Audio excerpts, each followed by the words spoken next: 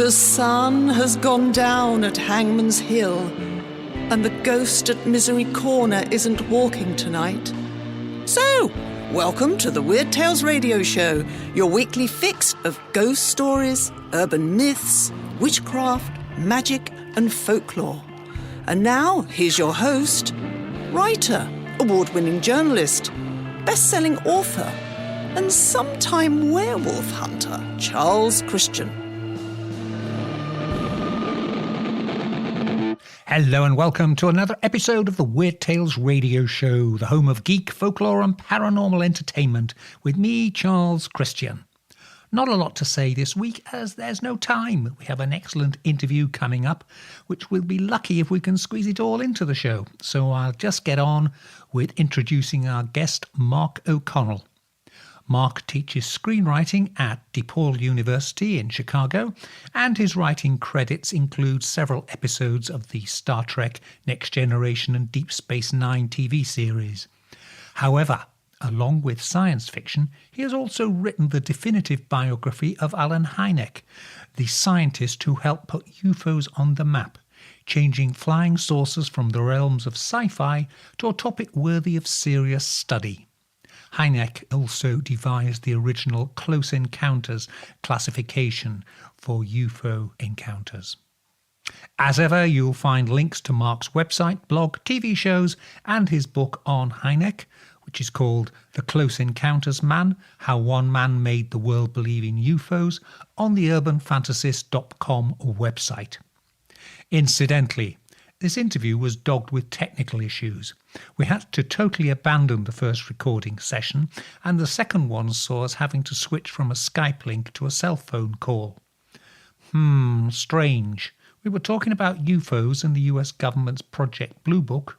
So was that the Men in Black interfering?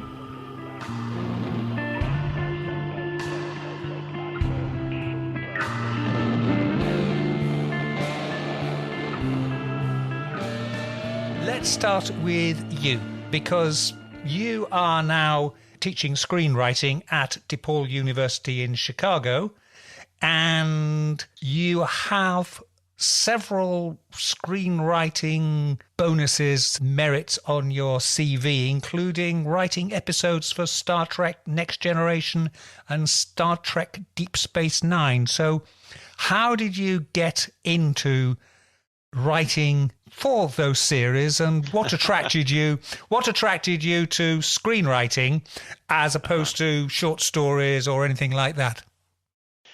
Well, as to how I got started with Star Trek, it goes back to when the original series of Star Trek premiered back in 1966.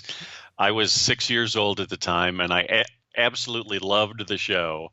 I loved it so much that I have a distinct memory that it was on from 6:30 to 7:30 p.m. on Thursday nights on NBC. And because that was a school night, I had a 7 o'clock bedtime. So I had to beg my parents to let me stay up an extra half hour on Thursday nights just so I could see the new Star Trek episode. I'm a lot older than you, but those days of school nights and having a got to be in bed or not watching television because it'll make you too excited and you won't be able to sleep. Oh yeah. Well, I had a similar problem with this TV series UFO, Jerry Anderson's UFO, because that was syndicated here in the States, and it was shown where I lived. It was shown Saturdays at 6 p.m. And it just so happened that Saturdays at 6 p.m., that was our dinner time, and there was no interrupting dinner time. Ah, yes. So I was always torn. I'd be watching the opening theme song sequence for UFO, and my mom would be upstairs calling for me to come to dinner at once. So these science fiction TV shows were always putting me in these huge dilemmas. It was horrible. When I signed on with my first agent, she said, "Hey, Star Trek The Next Generation is looking at scripts from outsiders. They want to see as many outsiders spec scripts as they can, and I think you should write a spec for Star Trek The Next Generation." And of course, I loved that idea, so I wrote a script. We submitted it to Star Trek The Next Generation, waited around months and months and months, then finally heard back from them. It turned out that they loved the script I sent them. And in fact, I have dramatized this script on my Far-Fetched podcast. It's actually out there now that people can listen to me reading this script. But it got me in the door at Star Trek, and then I started pitching stories to them until I got lucky one day. I pitched the right idea to the right writer on the right day, and they said, "Hey, we want to buy this and do the episode." So that's how I got started. One of them for Deep Space Nine, Who Mourns for Morn, was cited by a Hugo Award winner, Charlie Jane Anders, as one of the top 100 Star Trek episodes of all time. Yes, I'm very proud of that. Number 72. Who Mourns for Morn was very fun. It was very fun. It was a very personal accomplishment for me because I had already written several episodes for Deep Space Nine, and I knew that the producers were very averse to doing comedy episodes. Mm-hmm. They never really wanted to go too far in that direction, and it was almost impossible for an outsider like me to pitch a comedy episode. But I went out on a limb. They had this character, Morn, who never spoke. And I just decided I want to do, and I knew that they wanted to do a Morn story, never figured out how to make it work. So I came up with the idea of, hey, what if Morn dies at the beginning of the episode? Then it doesn't matter that he can't speak. Morn was this funny background character. He appeared in almost every episode of Deep Space Nine, but he never spoke because he wore this gigantic prosthetic mask that made him look sort of like a hippopotamus. And it didn't have a moving jaw, so Morn could never speak. And even if he could speak, there's no way Paramount was going to pay him more money to speak. So Morn was ever silent throughout all 7 seasons of the show. And I knew that everybody wanted to do a Morn story, but nobody could figure out how to do it. So I pitched an idea, and I literally pitched it as Citizen Kane in outer space. Yeah. And I said, what if Morn dies? We learn at the beginning of the episode that Morn has died off screen. And then the whole episode is learning the truth about Morn's secret past. And the producers loved the idea, and they hired me to do the script. And it was probably my favorite Star Trek experience out of all 5 of the episodes that I worked on. Who Mourns for Morn? I'm very proud of it. I'm guessing the actor who played Morn wasn't so enthusiastic about it. Well, I'm sure he wasn't. But those are the rules. Somebody, the pay scale for an extra who never speaks is far different from the pay scale for a speaking actor. So yeah. So, and that was his career at that time, was just playing this silent alien. So I'm sure they paid him well. And I didn't mean to hurt his feelings. I hope I didn't. Now, obviously, this background explains why you are now teaching screenwriting, but we're actually here to talk about your study and a book about Joseph Allen Hynek, who is a real person involved in the real investigation of aliens and is associated with the US Air Force various projects, the best known of which is Project Blue Book.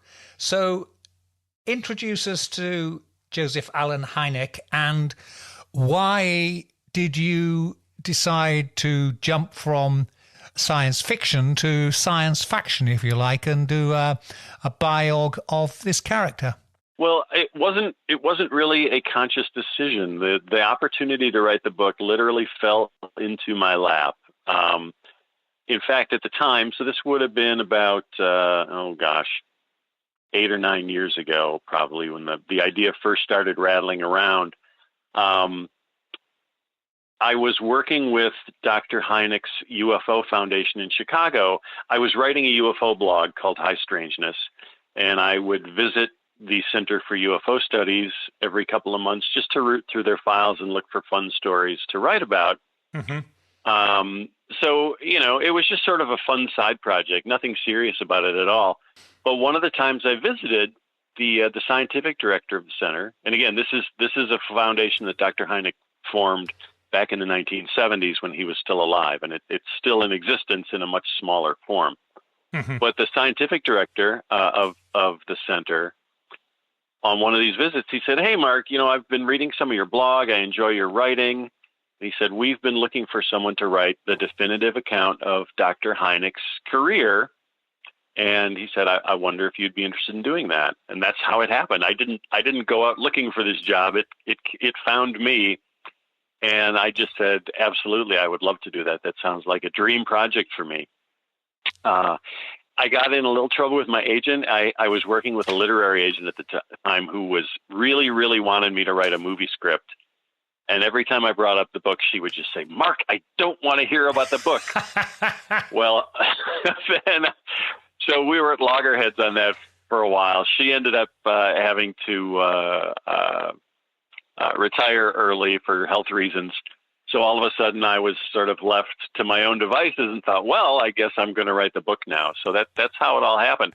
And believe me, Charles, this was the first time I had written anything like this. I had no idea how to write a biography. I had no idea where to begin research. So this was all new to me. And I basically had to stumble along and learn as I went over the course of several years. It was a real adventure, but it was really, it's one of my proudest professional accomplishments. Absolutely. But you asked who was J. Allen Hynek, and I skipped over that. So let's get back to him. So yeah, Dr. Hynek was a mild-mannered astronomy professor teaching at the Ohio State University in Dayton, Ohio. And one day in, I believe it was 1948, a couple of Air Force guys from the Air Force Base about 60 or 70 miles away in Columbus, Wright-Patterson Air Force Base, stopped by Hynek's office at the university and started making some small talk and ended up saying, "Say, have you heard about these UFOs that everyone's talking about?" Well, the modern UFO craze had started just a few months before that, and Hynek did know a little bit about it, but he didn't think much of it. He thought it was just a fad. He thought it was something that he thought it was post-war jitters. People were nervous about another Pearl Harbor, and they were nervous about Soviet bombers appearing in the sky. So Hynek just sort of put it down to that.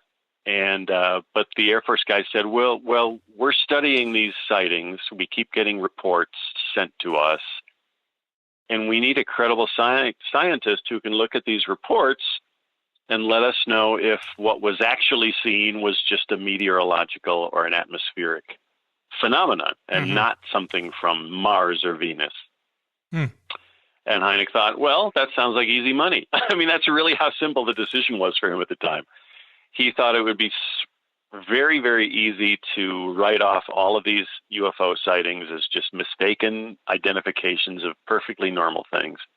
And he'd pick up a little extra cash on the side, which is great because he had a growing family. So that's how he got reeled in. He used to call himself the innocent bystander who got shot.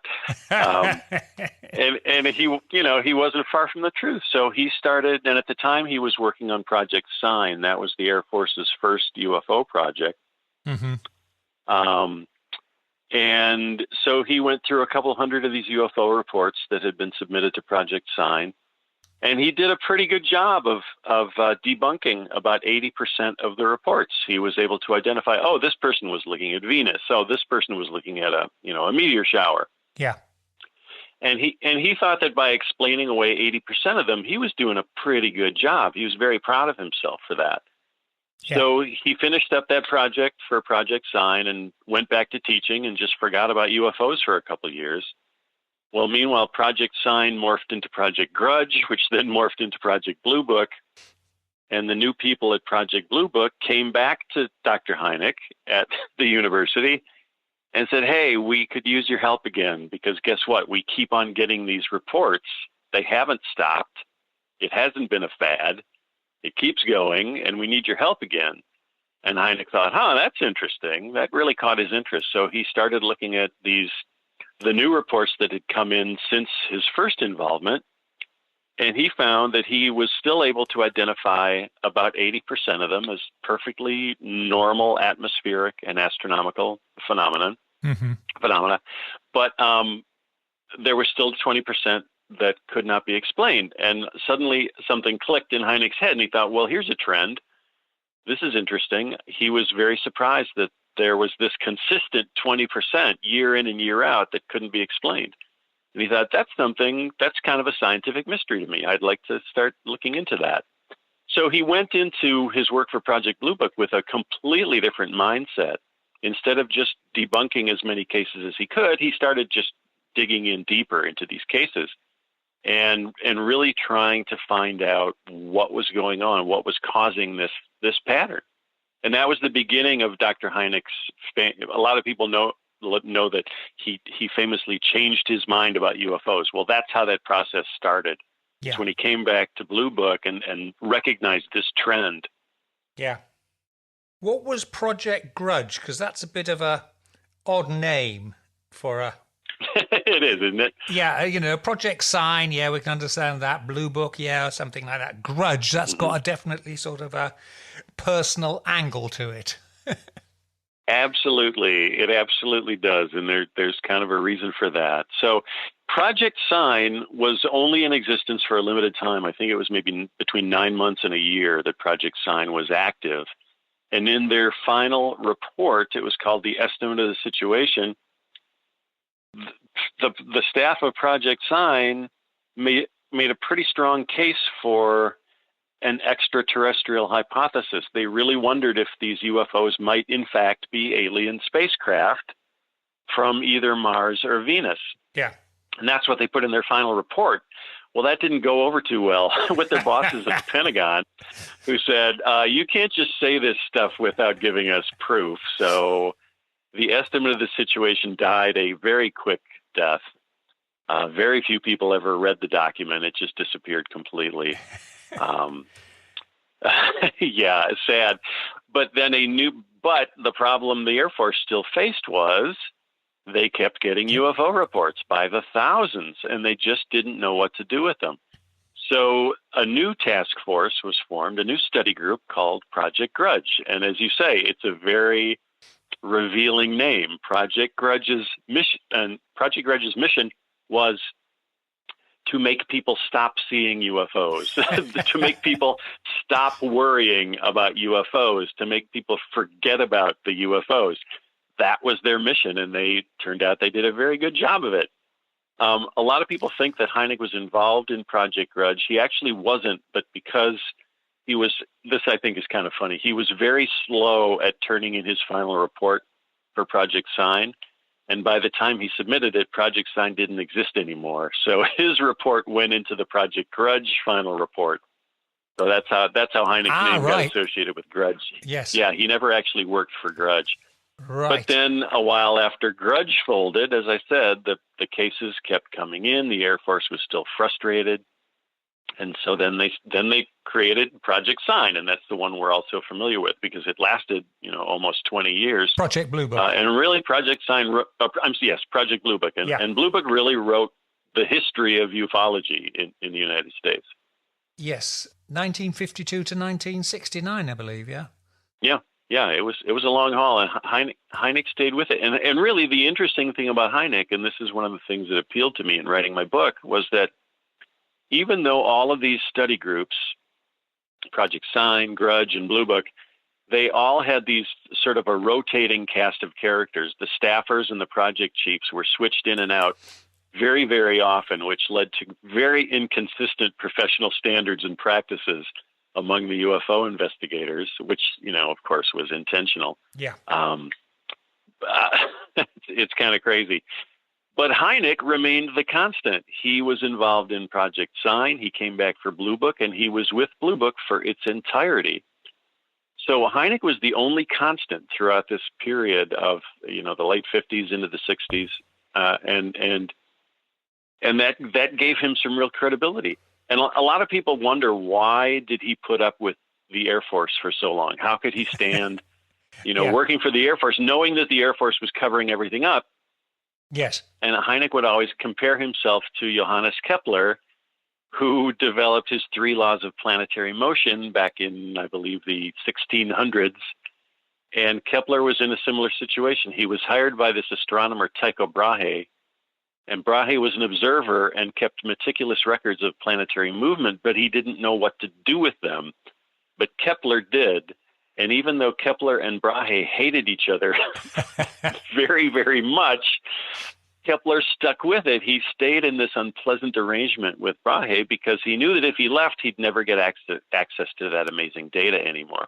So Hynek always portrayed himself that way. He said, if I quit Blue Book, I would lose access to thousands and thousands of case reports, and I don't want to do that.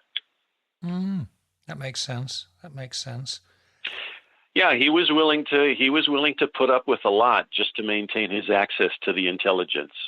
And I can understand there being a staff turnover, because I should imagine for many Air Force officers, being associated with Blue Book for too long would not be a career-enhancing move, and they'd like to get out and go somewhere else. You are exactly right, yes. What about... It was not a plum assignment. Yeah. What about Hynek? Did the Air Force not at any time think, can we find someone who will be a bit more amenable and will forget about these awkward 20%? Or was it nobody else wanted to touch the job? That is, that is a really big question, and it's hard to answer it definitively. I think you're partly right there that nobody else wanted the job, so they kept Hynek on, and Hynek was very good, even though he was beginning to doubt the Air Force's mission, and he was starting to, in his own little ways, work against it.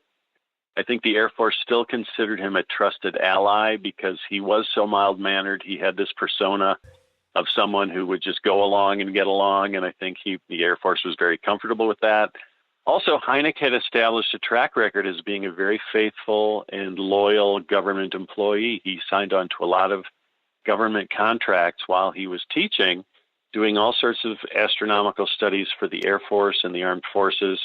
So he had a security clearance. He had all his, there was no red tape involved with getting Hynek on a project. Mm-hmm. So for a lot of reasons, he was actually a very comfortable fit. So even though he kind of drove his bosses crazy a lot of the time, they still, and again, and I think there was also some desire in the Air Force's part to at least maintain some sort of consistency by keeping Hynek on, because he was the one guy who knew the whole history from day one and up until present. So, yeah, it's weird though, because on the surface it looks like, wow, the Air Force was crazy to keep Hynek on the job for so long. It's a very weird thing, but I think those are there were some practical reasons for it. Right. Now, one of the things Hynek did, was it during this period, was he devised his categorization of encounters with UFOs, of which the most famous one is that the movie title comes from Close Encounters of the Third Kind. Yeah, Hynek had these ideas rattling around in his head for a long time. He thought it would be smart to try to develop categories of UFO events. And his first try was actually very simple. He had 3 different categories at first. One of them was nocturnal meandering lights, which is a pretty good, very self-descriptive. Yeah. Those were sightings involving weird lights in the nighttime sky that moved around in strange ways. Daylight discs was the second category, also self-explanatory. And then the third category of his original 3 was visual radar sightings. And those were his favorite because if you've got someone on the ground making a visual identification of an object, and then you've got someone in a nearby airport control tower on radar who is picking up the exact same thing that this person on the ground is seeing, that makes a pretty strong thing to something actually real is happening in this, during this event. Yeah. So that was Hynek's first try at it. Later on, though, he realized that the system could use some. So he published his first book in 1972, the UFO Experience, and in that book he spelled out the Close Encounters trilogy that you mentioned. Close Encounters of the First Kind was a sighting within close range, close enough that the witness can make out the outline of the object, can sort of tell if it's a solid object or not. And he estimated that would be around 500 yards, proximity to the flying saucer of 500 yards. Close Encounter of the Second Kind involved the UFO having some sort of physical impact on the environment. And that could be a lot of different things. That could be that the witness suffers retinal burns, which has happened in a lot of cases. It could mean that a person's car engine dies as a UFO approaches. It could mean that a UFO landed and left behind, landing mark imprints or some burned grass or bushes. So that was Close Encounter of the Second Kind. Hynek loved those cases. He loved Close Encounters of the Second Kind because, again, there was some actual physical evidence in those cases. And then, of course, there was Close Encounter of the Third Kind, which involved occupants associated with the UFO. And Hynek, he had no choice but to include that category because there was so much evidence that things were really happening, but he kind of hated it. He hated the category Close Encounters of the Third Kind because it just brought up so many uncomfortable questions for him. But that's how that all came to be. And as you pointed out, yes, Close Encounters of the Third Kind has become world famous as the title of Steven Spielberg's movie. Did he have anything to do with the movie? Was he an advisor on it or anything? Yeah, this is one of my favorite stories from researching the book. When I was looking through Hynek's personal files, I came across a file folder labeled Spielberg. So of course I wanted to read that immediately. And I flip it. And think of that. It was under the letter S next to the Sagan folder, which was also of great interest to me. So I open up the Spielberg file, and the first thing I see is a copy of a letter that Hynek had sent to Steven Spielberg at Columbia Pictures. This very politely worded letter to Steven Spielberg saying, "Hey, I just found out that you're making a movie about UFOs and that you're using my title as the title of your movie." And Hynek just basically said, "It sure would have been nice if you had talked to me first before stealing my title." And I thought, wow, this could be a bomb about to explode here. I wonder how this turns out. So the next letter in the pile was a return letter from Steven Spielberg from a week or two later. It's very, very contrite and apologetic. And Spielberg is saying, "Oh, I'm so sorry. I had no idea that terminology was, your property." He said, "Your book was recommended by one of our production assistants, and I've made it required reading for everybody on the film." And he said, "By the way, don't worry, because we're not going to use your title anyway. We're going to call the movie Watch the Skies." So that was enough to placate Dr. Hynek. But of course, we all know that the title switched back to Close Encounters. But what happened to make in the course of all this was Hynek did sign a contract with Columbia Pictures. They bought the rights to his book, The UFO Experience, or they bought the rights to the name Close Encounters of the Third Kind for, I think it was $5,000. They bought the rights to use any of the UFO cases Hynek talked about in that book for another $5,000. And then he was hired on as technical advisor for the film and worked on set for about 3 days while they were shooting the big mothership sequence for the finale of the movie. Yeah. And some of your listeners may recognize that in that final sequence where the mothership arrives, there's a 6-second shot of Dr. Hynek sort of pushing his way to the front of the crowd to get a good look at the spaceship and the aliens. And he's sort of fondling his goatee, stroking his goatee and fondling his pipe as he's observing the aliens. So that's how it all came out beautifully for both of them. Spielberg got what he wanted, and Hynek got what he wanted. And he had a 6-second movie career. That's pretty cool. That's good. Yeah, that's good. Yeah. And just keeping on that, the notes I've got here say that one of Hynek's sons, Joel, is a visual effects supervisor and has won an Oscar for a movie called What Dreams May Come, which doesn't ring a bell with me, but he also did the camouflage effect for the movie Predator, keeping the aliens in the family there. I know. That always makes me laugh. It's very, very weird how that all played out. Unfortunately, I never met him. I was only able to talk to one of the one of the 5 Hynek siblings, and that was Paul Hynek.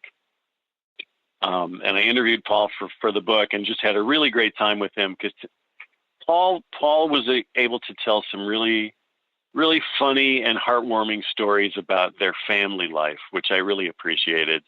He would tell me stories about how if the phone rang during dinner time, all the kids would race to be the first one to answer the phone because they couldn't wait because it was going to be somebody saying, "Hi, I'm Prince Zarg from the planet Pluto. I'd like to talk to Alan Hynek." And the kids just loved talking to these UFO people who would, either call up or show up at the front door, which happened quite often. So I loved the stories that Paul was able to share with me. Wonderful, wonderful. Now, there's a lot of controversy, possibly in quotation marks, about that he changed his stance and started to come out against the previous skepticism. I mean, looking at it, it seems more like his views evolved based on the evidence, which is what a scientist would do. But tell us about how things changed. Well, you're exactly right to say that his views evolved. That's a very good way of describing it. A lot of people, and I include myself in this, when I first started researching the book, I just assumed that Hynek's switchover was a discrete event that happened at a very specific moment in time. But as I started researching his work, I realized that's not the case at all. It was actually a process that took place over a very long time. It began in 1952 when he signed on to Project Blue Book because he noticed this interesting pattern in the sighting reports. So it started then in 1952, and it wasn't really until the infamous swamp gas case in 1966 that Hynek finally said, you know what, the Air Force's approach is garbage. We're not accomplishing anything. It's a mistake to just try to ridicule these sightings and explain them all away as mistakes. And he decided, and he started speaking out very loudly at that point about the need for a strict scientific study of the UFO phenomenon. You're listening to the Weird Tales radio show with Charles Christian. Give us a bit of background on the swamp gas, because I mean it's now almost a joke in UFO circles. It is. There's a graphic I've absolutely seen, and it shows various spaceships including some of the Star Trek Enterprises, and under each one of them it says swamp gas, swamp gas, swamp gas. Swamp gas, yeah. Hynek really paid a high price for the swamp gas case. The irony is it also made him the world's most popular and sought after UFO expert, which very few people really, I think, understand. So what happened was in March of 1966 in southeastern Michigan, there were a series of sightings of strange lights in swampy areas. The first event took place at an isolated farmhouse that was overlooking a swamp. The farm family saw some strange lights floating about in the swamp, went down to investigate, and came back pretty much convinced that they had just seen something not natural or not earthly.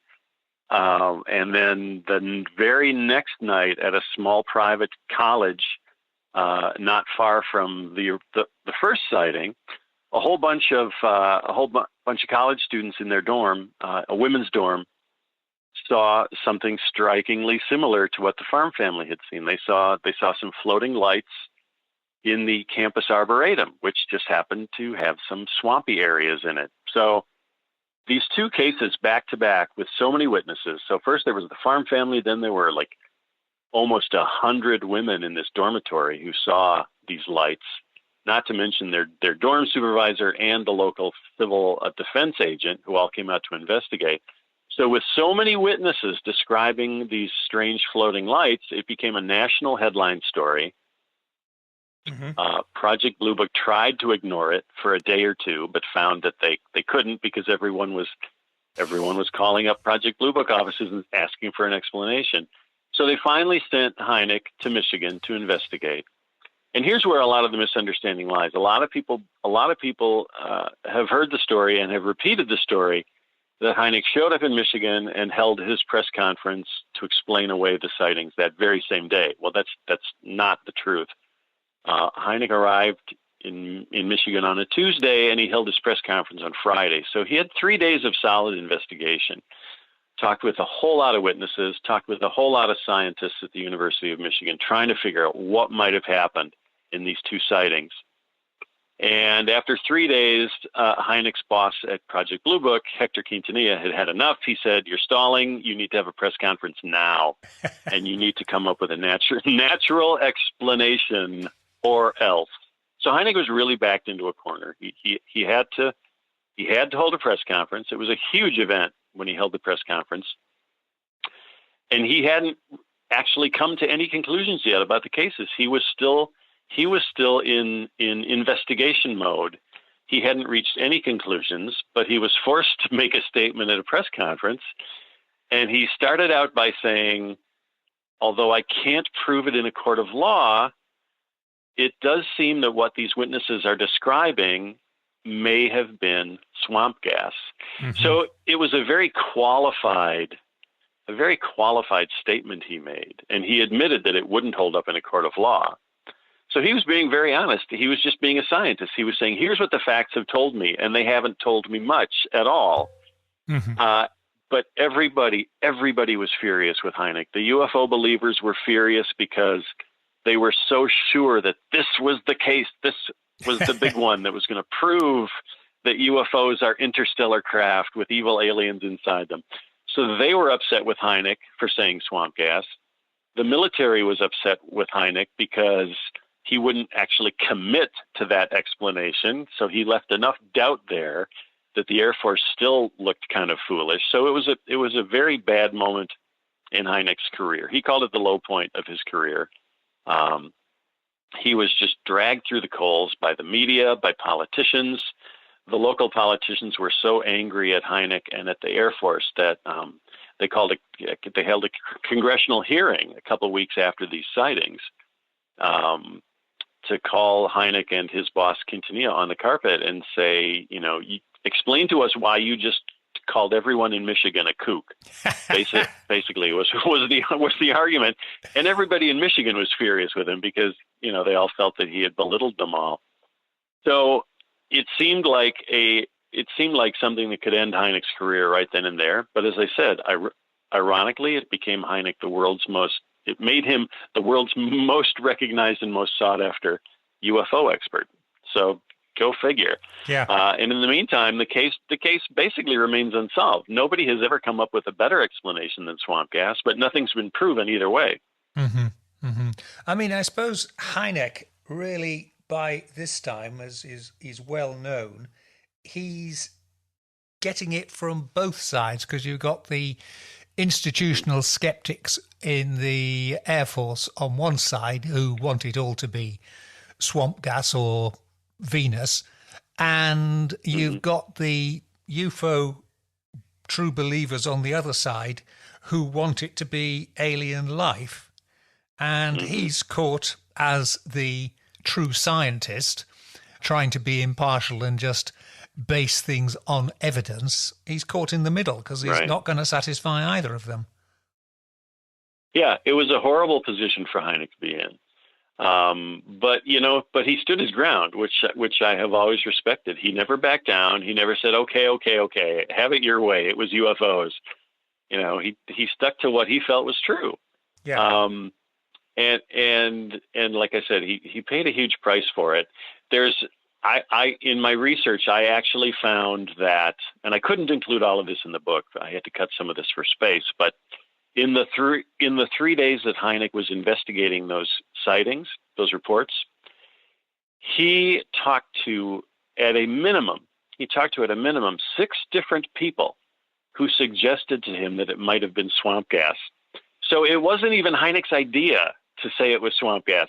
He had been advised by at least a half a dozen people whom he respected that swamp gas was a likely explanation for what was going on. So Hynek had some, his swamp gas statement at that press conference, it wasn't just something that he just cooked up. There was a solid basis for it because people had been telling him that all week.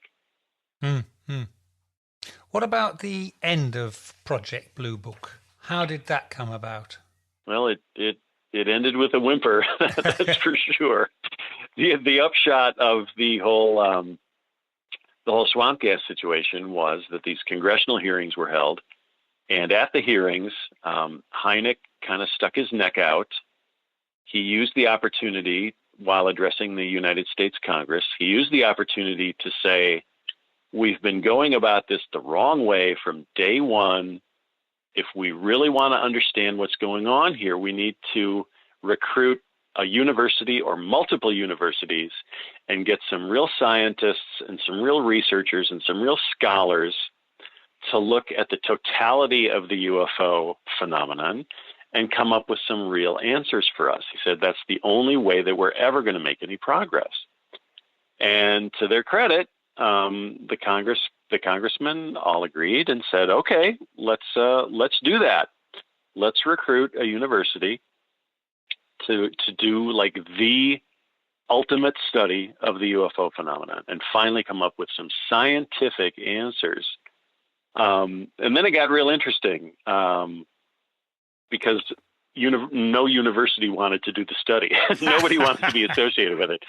But in the meantime, the other part of what Congress decided to do was they also, in addition to launching this college research program, they also told the Air Force it's time to say lights out on Project Blue Book.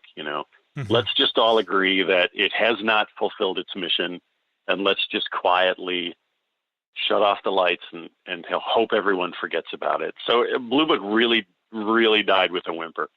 But again, something positive came out of it because this university study happened. And after getting a whole lot of no's from universities, they finally got a yes from the University of Colorado. And the history of the Colorado Project, or the Condon Committee as it's called, that's a whole other UFO story there. Right. Yes, I've got a note here that somebody described, or Hynek apparently noted, someone had described Blue Book as the Society for the Explanation of the Uninvestigated. I don't think I've heard that before, but I love it. That's a very, very good description. Yeah. What did Hynek then do after Blue Book ground to a halt? Because he's still around. He was still around then, and went on to live for another nearly 20 years or so. So what happened? Yeah. Post Blue Book. Well, he felt very liberated when Blue Book wound down. Of course, the downside of it was that he no longer had access to that immense body of data in the Blue Book records. That was the worst part of it. But the best part of it was he could speak his mind freely. And he took advantage of that. He did endless interviews. He did TV talk shows. He wrote articles for magazine, everything from the Science magazine to Playboy. Hynek would write UFO articles, and he really established his public persona as not just a UFO investigator, but a UFO scholar. And he was very good at promoting that image of himself, and that's how people started to think of him. So the death of Project Blue Book was one of the best things that ever happened to Hynek. And this was also the time when he started developing those categories that we talked about before. Mm-hmm. It was around this time that he started writing his first book, The UFO Experience. So these were the post-Blue Book days immediately after Blue Book were really very, very rewarding years for Hynek.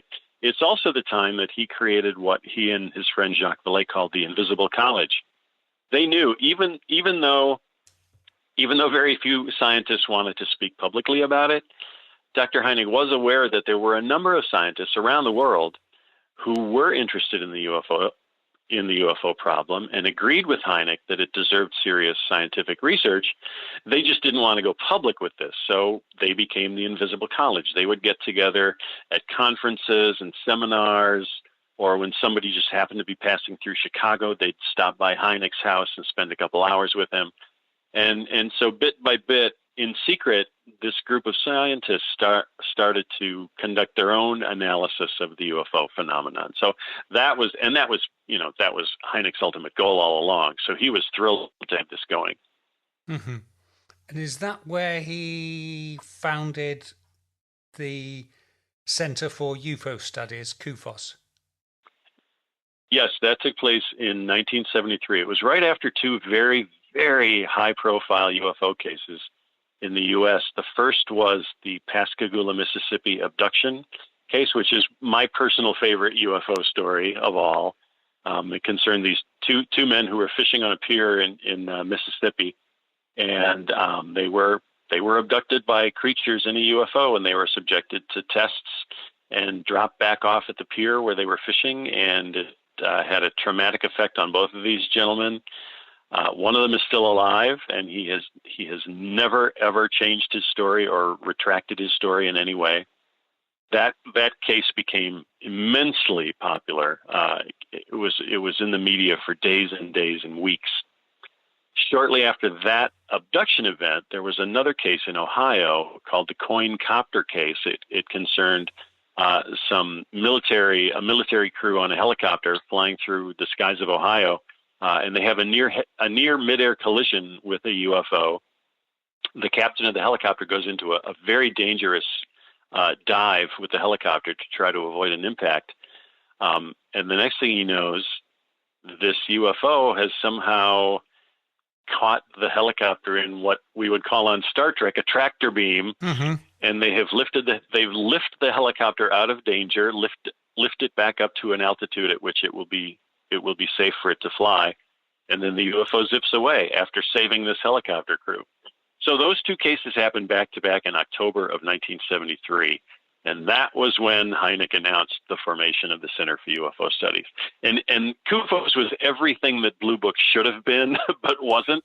It was really Hynek's chance to tailor a UFO study program to his sensibilities and to follow what he thought would be the proper procedures and protocol for studying this phenomenon. Mm-hmm. And they did a great job. It was a very rich period for UFO research. The CUFOS files are still intact. They're kept in a number of different spots. Some of them in Chicago, some of them in the Southwest, and it's a body of work that I think has never been paralleled in UFO history. Right, and he also gave a speech to the United Nations. Yeah, that's an interesting chapter. Now, I didn't look too much into that because I wasn't able to fit it in the book. But yeah, Hynek got involved in an effort. A journalist, Lee Spiegel, I think I'm getting his name right. I haven't talked with Lee for a while, but he put together a presentation to the United Nations. They got the UN General Secretary to support the project, and Dr. Hynek took part in a briefing with these UN officials about the UFO phenomenon.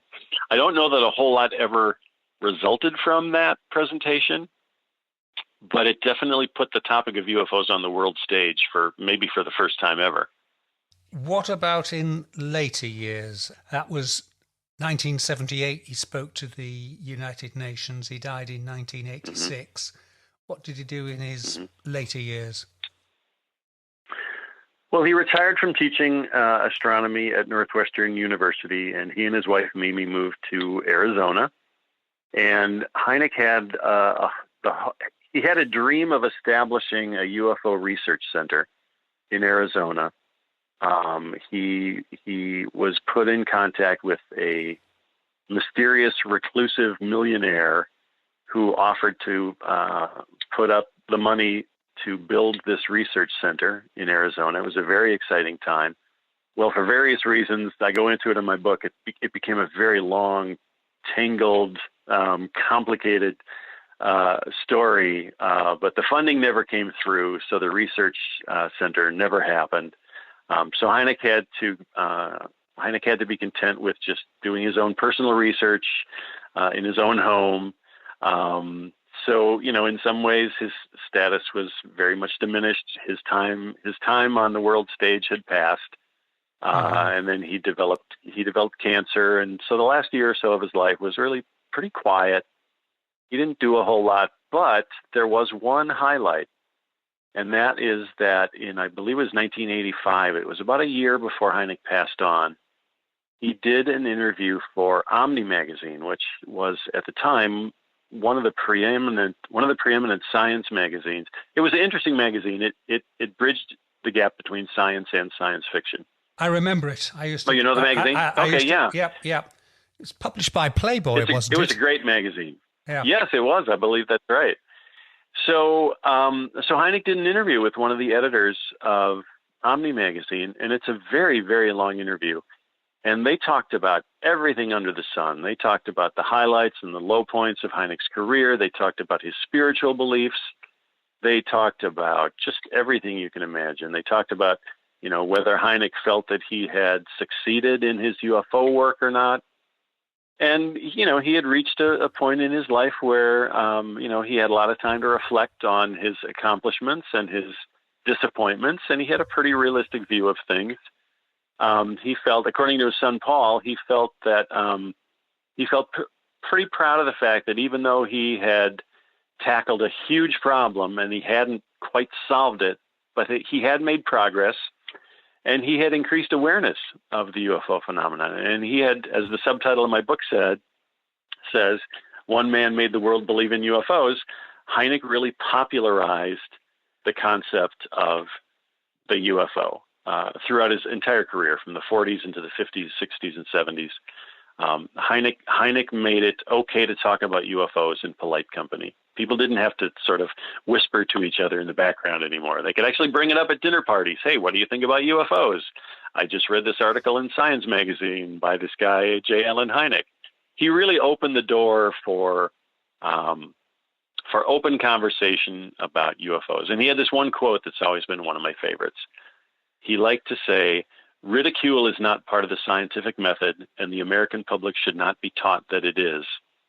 Because he was always deeply disturbed by the fact that UFO witnesses faced so much ridicule for coming forward with their stories. And Hynek really, he wanted to establish ridicule-free zones where people would be able to talk about these experiences freely. And so he did accomplish that, I think, in to a very, very great degree. I think he accomplished that goal, and that's really something to be proud of, I think. It's now 35 years almost since he died. What would he think of the current state of play? I mean, it still seems to be there's an awful lot of ridicule associated with it. Well, it's interesting to talk about that, seeing as how the report to the Congress is basically being released as we speak in Washington, D.C. I haven't seen any reports about it, but I know that it's due to be released any minute now. Yeah. So, and of course, that moment of releasing this UFO report was triggered several years ago by these high-profile sightings by the U.S. Navy. Yeah. And so there's been a lot going on in the field of UFOs, as you know. Yeah. And I think that Hynek would be keeping his head down. I think he would probably be making as few public comments as he could, because he would want to wait and hear and see what the results of this report would be before he would want to speak publicly about it. And I believe that there probably won't be anything significantly new in this report. Of course, I could end up, with egg on my face very easily. Yeah. But I think it's likely that it's just going to be more of the same that the Air Force has always given us in the past. Sort of like, yeah, we don't know what they are, but don't worry about it. Yeah. Just, don't think about it. So I think Hynek would be taking a very reserved approach. I think he would just be sitting back and watching the news and reading what's coming through on Twitter and on the on the news sites, and basically being very careful in his comments until he really knew one way or the other. Yeah. I also do think, though, that he would be very, very gratified that so many people are speaking openly about UFOs, including politicians and including military figures and media people. I think he'd feel some great satisfaction in that, because I think he opened the door for that many years ago. Yeah. I believe you worked on or got an idea for a script on crop circles.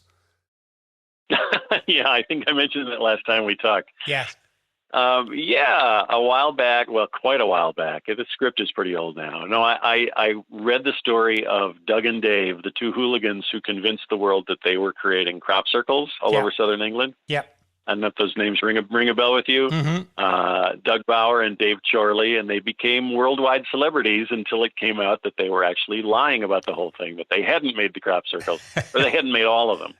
Yeah. And something about that story just captured my imagination. I thought, wow, they hoaxed a hoax. How that takes some real chutzpah and a hoax. So I just thought that would be a fun story, and I tried to do some research. Could not find either Doug or Dave. I believe they've both passed away now. This all happened back in around 1990, 1991 when they were having their adventures. So I wrote a script based on the exploits of Doug and Dave, and it's a comedy. It's not a drama at all. It's a comedy, sort of along the lines of, you may remember the movie Local Hero by Bill Forsyth, one of my favorite movies. Yep. I kind of had that movie, the tone of Local Hero in mind when I wrote my script, Doug and Dave. So that's that story, and it came close to being made about 10 or 12 years ago.